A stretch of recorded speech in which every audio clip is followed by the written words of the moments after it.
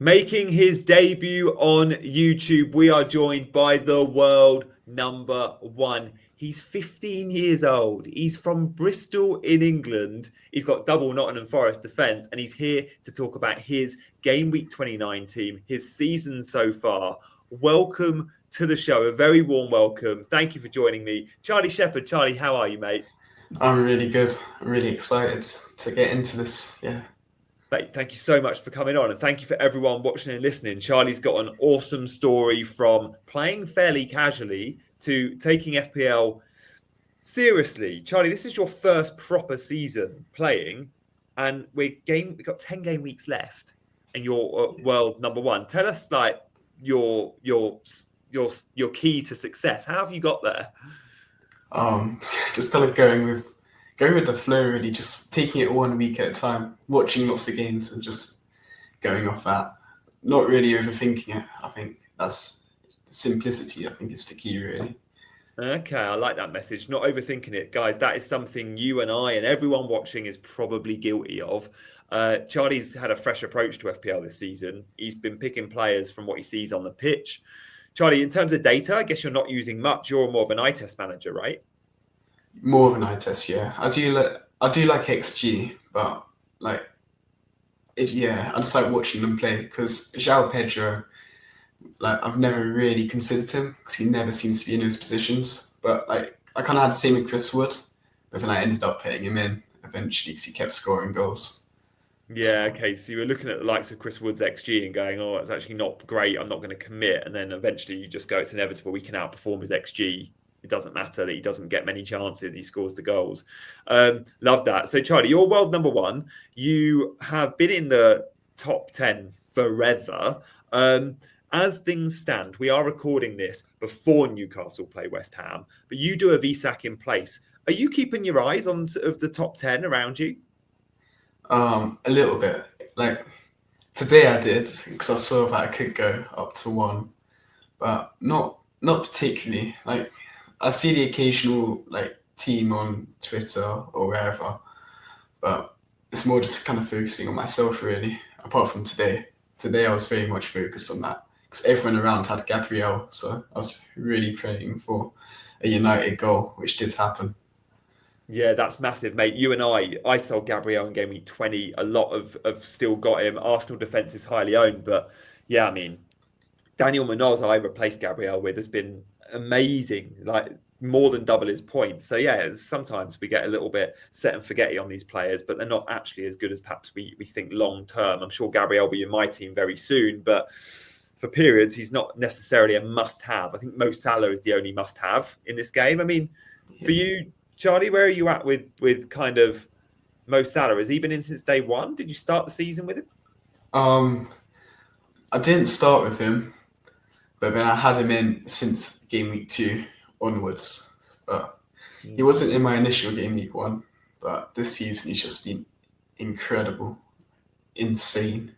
Mate, he wasn't in my team for ages. So yeah, fair play getting him as early as game week 2.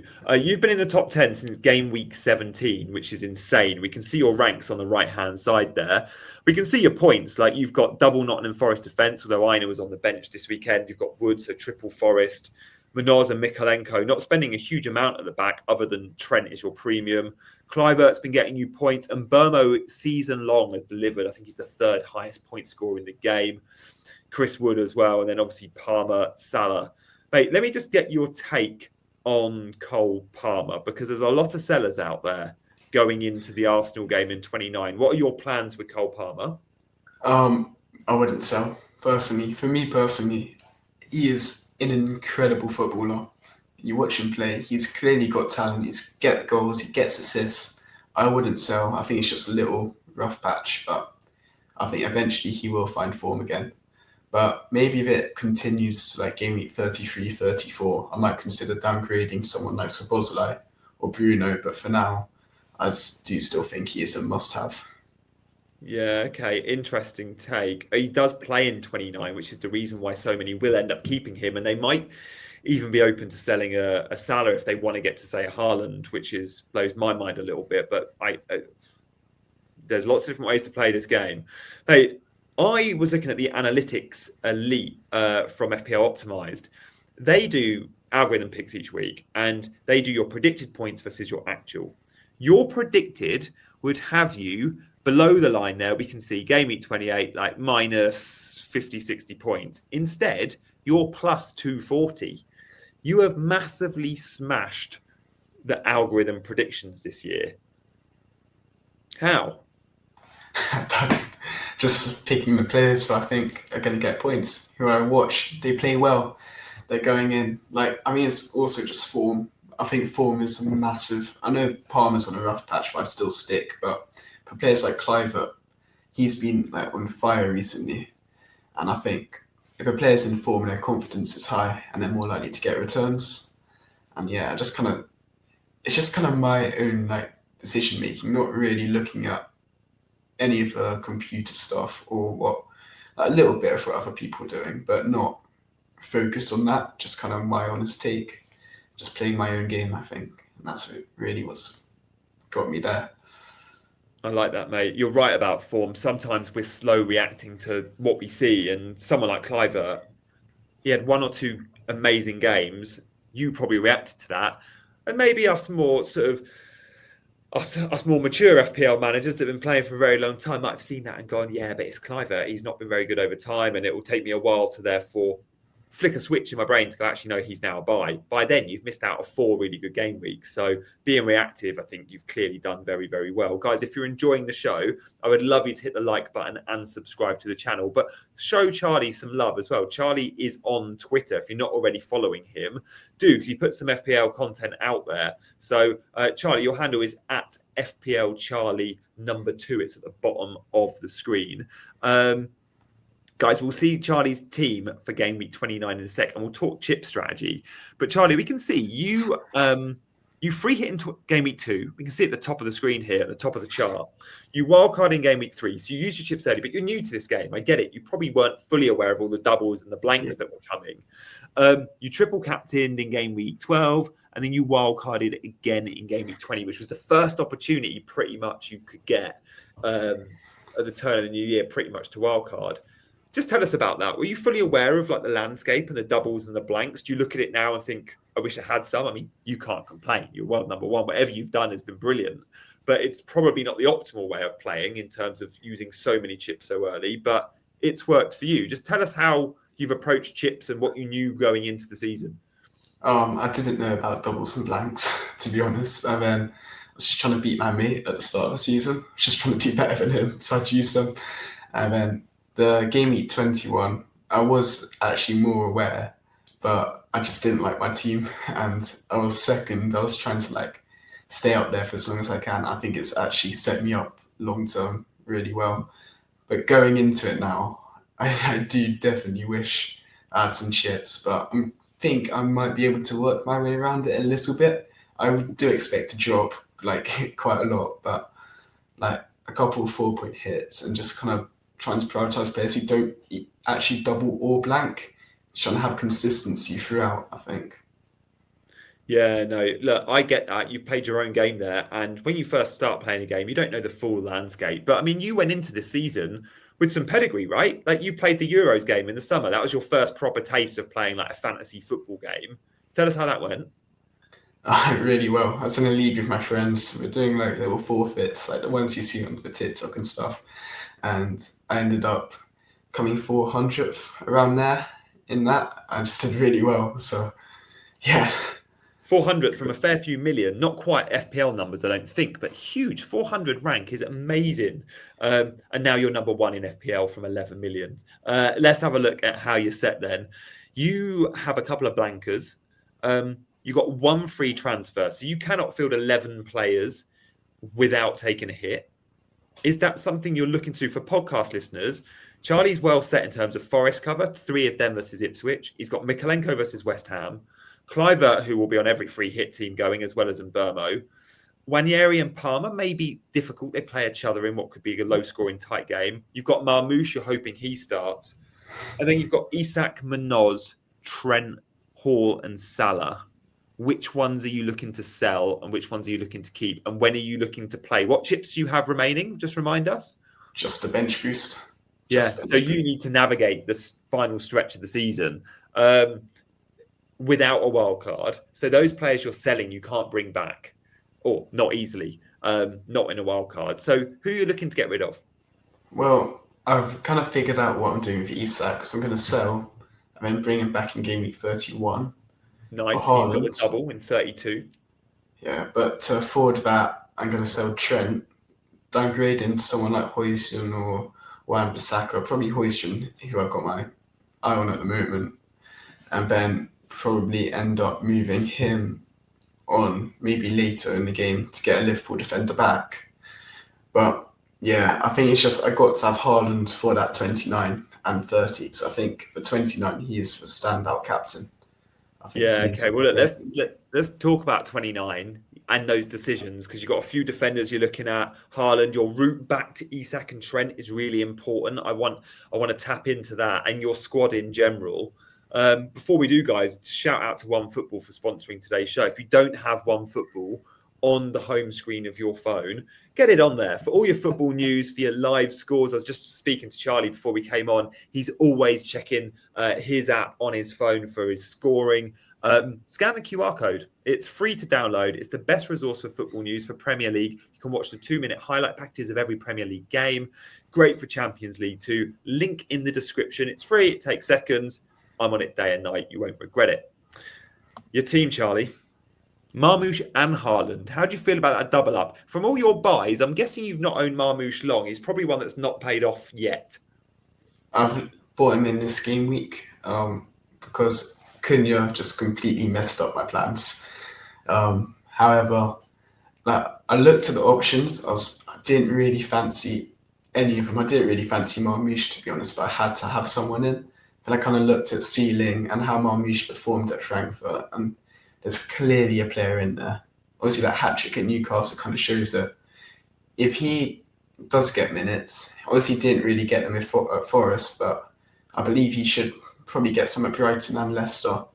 He can be a really good asset. I do plan on selling him kind of 31, 32. He's a short-term punt, so I thought, why not?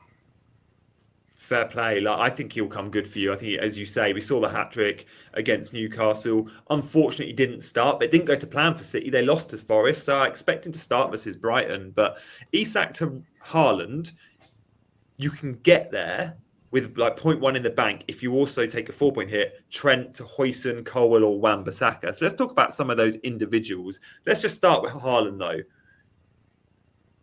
Would you move heaven and earth to get to Haaland? You're taking a 4-point hit for him. Is that because of captaincy? Is that because of his fixtures moving forward? What is it and why do we need to get Haaland in our teams for 29? I think if you don't have him, you're kind of just playing against all the odds. Like, I feel captaincy for 30, he is the number one option. He's inconsistent. However, this is like people saying this worst season. He's on like 20 goals. Like he is still putting up ridiculous numbers. And those fixtures going forward, there's probably a few teams I might swap out of there. But if I had to put like a list of fixtures up, a lot of those teams would be there. So I think he does look really good long term. Yeah, okay. Yeah, I think we're in agreement. Like Haaland is someone I'm happy getting in. And if you have to sacrifice a premium, for many, it will be selling two of Isak, Trent, Palmer, Salah. Like you've actually got those four players, and many will have to sell two. You're selling only Trent of those because Isak and Trent. You're not having to sell a Salah or a Palmer. If you had to part with one of them, Um, surely it'd be Palmer before Salah, right? yeah. Well, Salah, I don't think Salah. he will never leave my team. Yeah, okay, nice. Me neither. Me neither. I'm just hearing a lot of people looking at selling Salah to Haaland because it's an easier move and Salah doesn't play in 29. Palmer does, but I think Palmer probably gets 2 points in 29. Captaincy, before we talk about your defenders, where are you at with captaincy? At the moment, the armband's on Haaland. Tempted elsewhere or? Um, no, no.